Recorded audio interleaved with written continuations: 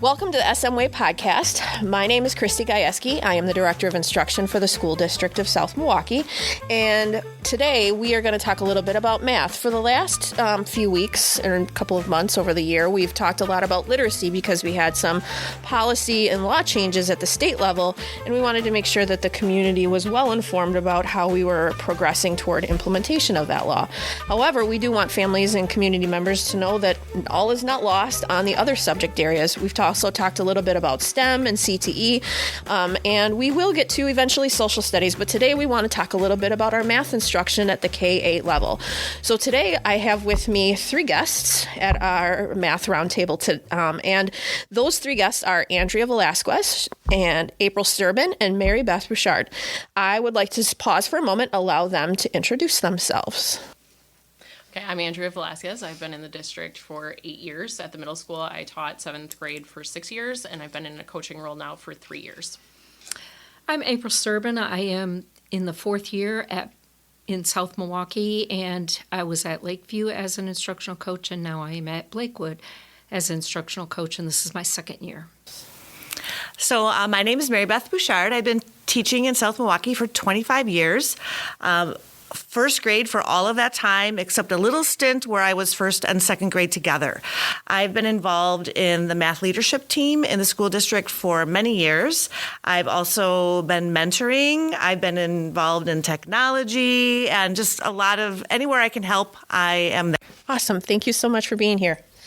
So we just have a few questions that we kind of want to pose and have you chat a little bit about so that we can kind of inform our community a little bit about how we're handling math in our school district.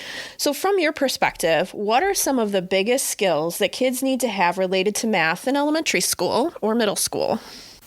So, of course, my focus is on the littles, and my philosophy on math has changed a lot over the years. It used to be we have to memorize all these math facts and get really quick at solving problems. Now I'm focused more on teaching kids to think flexibly about manipulating numbers. So, for example, instead of just memorizing 7 plus 5, I want them to break apart that 5 into a 3 and a 2 and then get to the 10. So we do a lot of work with composing and decomposing numbers. I also want them to understand the basic operations, addition and subtraction at our age, but we also do things like 3 plus 3 plus 3 plus 3, and that's the foundation for multiplication. And we do a little bit with fractions and a lot of time solving story problems and working on place value. Well, math has changed as we've gone along, and right now we have to think a little bit broader than just adding and subtracting and counting. We have to think about our students and children are going to be having jobs that we don't even know exist. So we have to prepare them, and through the math we can hit the problem solving, collaboration, and communication and embed that with our math, because it's going to be more than just can I add or subtract or can I read, the number line or the clock. I want to be able to know that I can do more and understand math in a deeper level. In middle school, in addition to those skills of communication, collaboration, and problem solving, the students really need to come in with a basic understanding of fractions in order to be able to access our priority standards. So in middle school, we learn about rates and proportional relationships, which directly ties to better buy of items at the grocery store, increasing and decreasing ingredients in a recipe, sales price, tax, tip, and so many other real-world applications. Students who come to middle school with those skills have a higher likelihood of finding success in middle school. And then another thing is multiplication fluency. It's not just about plugging numbers into an algorithm, but having flexible strategies that can work across all number systems. So for example, students who excel at multiplying whole number multiplication sometimes then struggle when it comes to multiplying with fractions or decimals. So we want them to have lots of strategies as the math becomes more rigorous. Explain what a typical day or what your class might look like. What kinds of things do kids learn and do, related to the skills and content with math? Well, every math class starts with a warm-up. So it might be counting on the number line back and forth, or it might be looking at some dot cubes, and we call it subitizing, where they look at a number and they need to learn how to either group small portions of it together to figure out what that number is, but we really want them to stop counting the dots. It might be something like that. We could be looking at a calendar, we could be looking at money, some little warm up. Then we have kind of like a mini lesson where we talk about our new learning for the day. We work together on how we're going to solve or do whatever it is we're doing. And then the kids work on their own with me kind of walking around. And then at the end, we'll come back and talk about how we did at the new skill that we're learning. At the elementary level, it's really important for our students to be able to have manipulatives because they understand a whole lot more when they see it, they touch it, they feel it, they can maneuver it. Then we can go into, teaching them representation and then abstract. And sometimes we, as adults, we want to get into the abstract, but students need time to be able to explore and to really think through things and understand. And it's amazing when you start listening or watching students, how they think through problems. The other day I had a student that I said, put these in groups of 10 and tell me how many you have. And she put she counted out 5 and then 5 more, grouped them together and pushed them aside, and then 5 more, 5 more. It was just very interesting. Other students would go 1, 2, 3, 4, 5, 6, 7, 8, 9, 10, push it aside. So just seeing how they think and being able to look at their strengths and work with them in that regard, because they have so much to offer. I learned so much from students, listening to them, understanding where they're coming from. It's just fun. Math is my passion, and so just seeing what students can give me and the learning, I just get so excited about. Yeah, and then in middle school, when students have these wonderful ideas, we want to make sure that they're making connections to each other's ideas and being able to share their different representations. So April mentioned like the number line. In middle school, we get to double number lines and ratio tables and graphs, and we want them to be able to compare all those things because we're going to start getting into some algebra skills where they can relate all of that then into an equation. So being able to have really deep discussions with each other to talk about the different ways that their problem solving is going to help them move through those progressions. Another thing that we're utilizing at the middle school is using ST Math Time. So ST Math is a program that the kids can use on their computer to help reinforce the skills that they're learning in class, but it also can address some of the skill gaps that they come to middle school with. So the teachers really are utilizing ST Math Time as a way to hone in on what skills individual students need to be working on, and then pulling small groups to be able to work on moving them forward in those progressions of skills.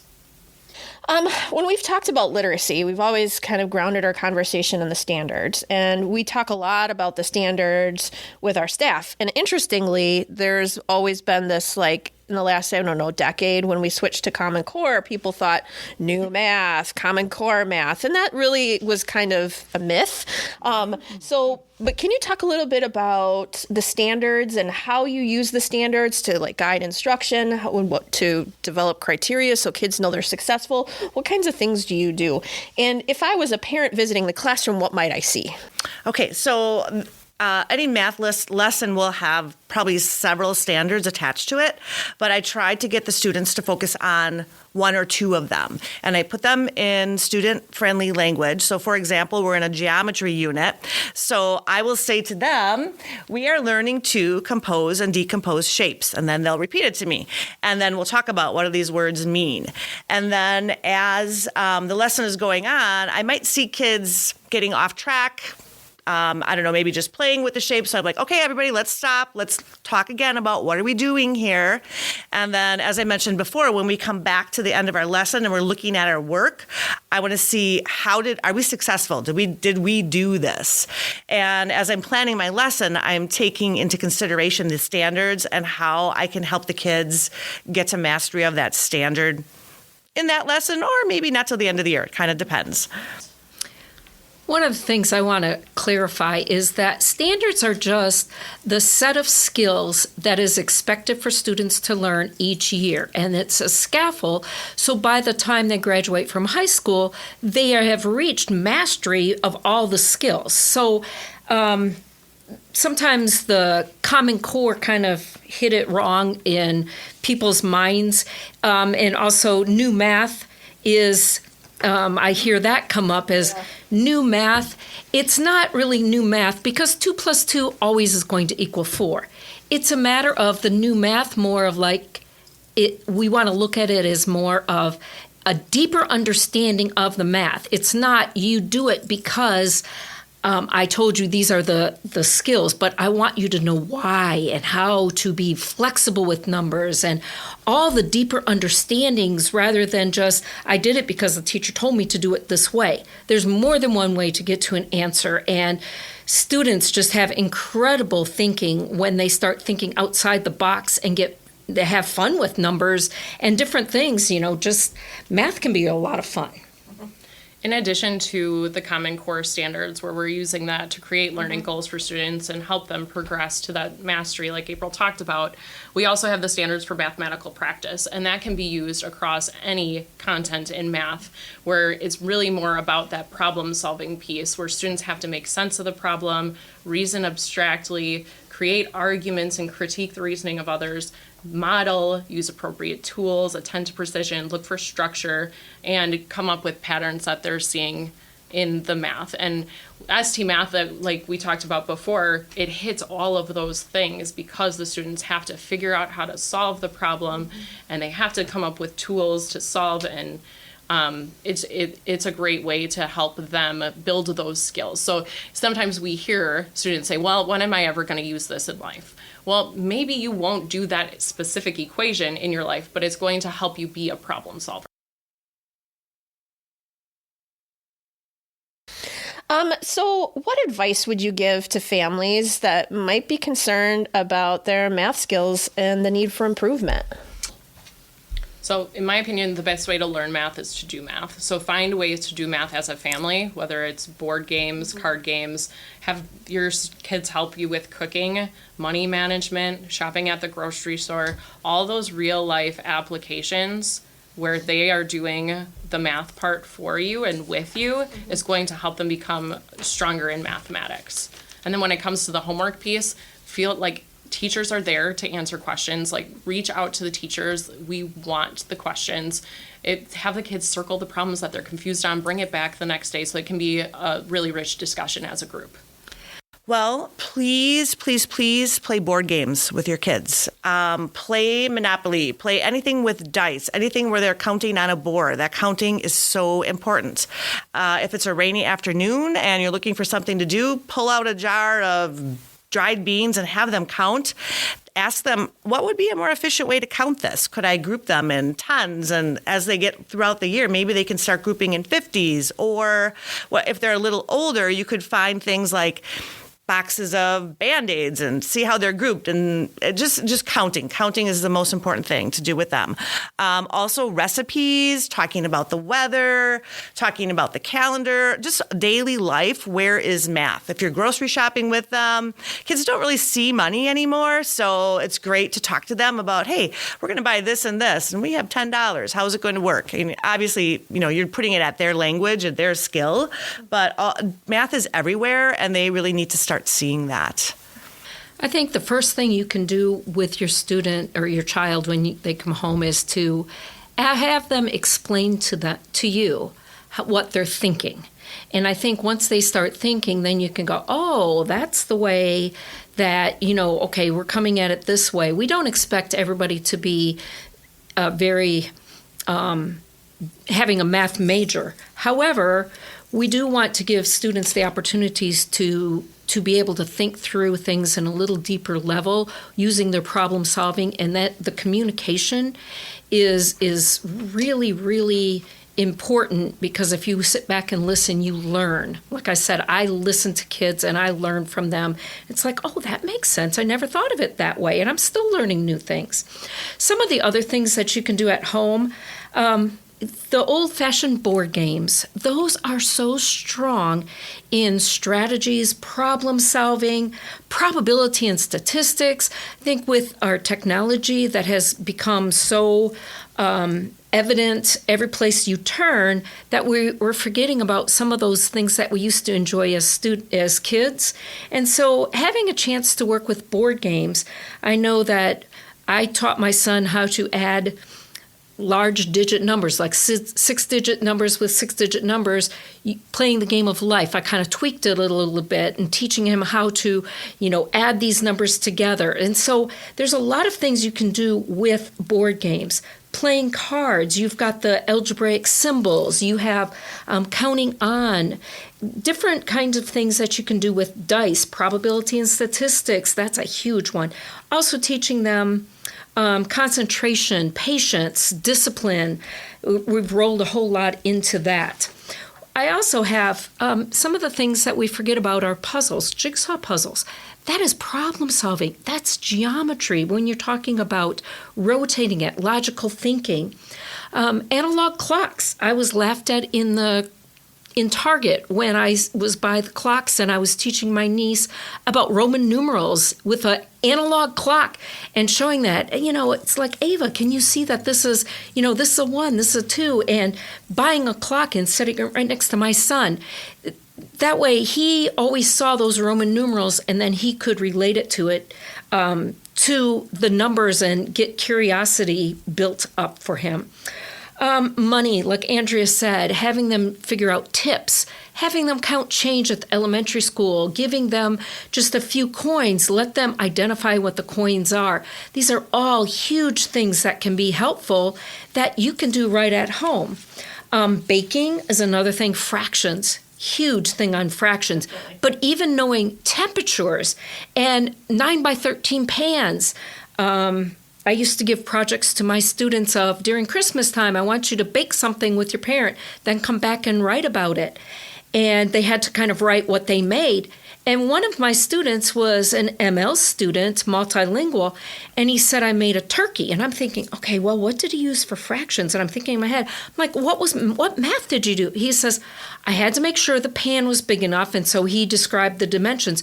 But then he went on to talk about the temperature and making sure he had the right amount of stuffing to put in the turkey. So it was just really neat, the broader perspective he brought to me. Measurement, when you're hanging pictures, when you're looking at different things, when you are painting, shopping, even looking at coupons, percentages off, all those kind of things that we just kind of forget. They're all math. We can do those simple things in life every day, bring math in, and before you know it, our students and children are going, wow, I do like math, because math can be a lot of Yeah, for sure. Yeah, and I think, there are so many real life things that we just naturally do that do involve math, like you guys both shared. And I think also, I know if the panicky homework thing is a thing that people, Andrea, like you said, you reach out to the child's teacher. Sometimes our teachers will even put recordings up on Google Classroom, or, will record quickly how to solve the problem if they're really stuck. I know I have crowdsourced my educator friends on Facebook and said, my child has this problem. I do not know how to solve this, and I have not been able to find the right Google video on YouTube to help me solve this with my child. So, there is kind of some crowdsourcing you can do in other fun ways too. And also that also teaches your child, I'm stuck. What are my resources? Who do I go to, right? To try to also build some independence. So there's a lot of fun ways that I think that we can continue to help support and build math skills at home. And then kind of the last thing too is that, as we've talked about in other podcasts, we really are trying to make learning not just about being bucketed into one category, like you only learn science in science and you only learn math in math. And so I think most of the community knows that as the referendum passed, we have been able to expand our STEM program. And STEM, again, stands for science, technology, engineering, and math. And really that class is designed to help bring all of some of these concepts together so kids learn, this is why math is important. This is why science is important. And I get to be creative in building things in these classes. And so we were able to add 3 new teachers at the elementary level and an additional teacher at the middle school level to really kind of expand this and help kids think more like school isn't just for learning reading and math separately. So what kinds of things have you seen so far? I know it's only been a little while since we've had the program in place at elementary and that we've expanded at the middle school. What kinds of things have you seen that are, maybe helping to kids to make connections, or are you hoping for in the future to see more connections?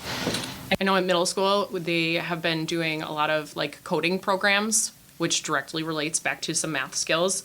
And in the past, they've done some scale models, and they've used laser printers and some other tools. And so I'm excited to see what else they're going to come up with this year. I've been in the elementary school watching the students do the coding and then having them record how they do these things. And it's okay, of course, my math brain is going, okay, what are they doing that's math-wise? But just the coding and getting this object to go from here to here. How many times do they turn?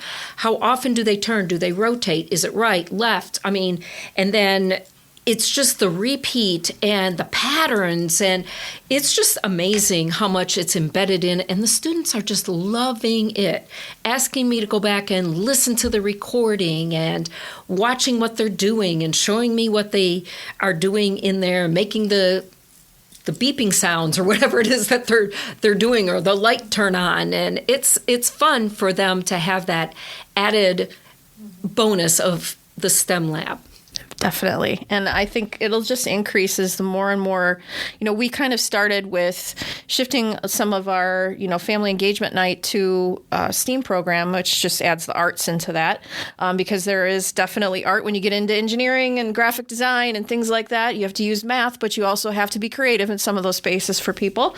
And so that was really our launch into trying to engage kids more in some of those subject areas. And now we've actually got the program starting to be embedded in all 5-6 of our schools, because once they go from middle school STEM, they get to actually go into specific courses in high school, like engineering and graphic design and, all those areas, plus their same math, science, English, ELA classes, all that stuff. So I think we really do have an opportunity to continue to build on our math in a creative way that is not just, being bucketed and siloed as we may have experienced. Well, thank you, ladies, for joining me today. Is there any last final words of wisdom that you would like to leave with our audience? I think one of the biggest transitions that we're making right now in mathematics is that, when we were in school, it was about getting to a correct answer, and that's not what math is. Math is all about that problem-solving process, and when something doesn't work, let's try a different strategy and go back to it. And the kids getting that growth mindset and knowing that they can do and be successful at math. Thank you so much. Well, that wraps up our conversation for today. So, again, if you have any questions about what's going on in your child's classroom, never hesitate to reach out to your child's teacher. We'll always be willing to show you what's going on with math, science, social studies, and ELA. And and as all of our guests have said, math is everywhere. So let's make it fun. Kids can have a math brain. We don't want kids to develop this idea that by the time they get to middle school, they're not good at math. We can all be good at math. It just might be in different ways. And that's part of the reason that we're exploring things like STEM and in our schools as well. So thank you again, and please reach out if you have any questions.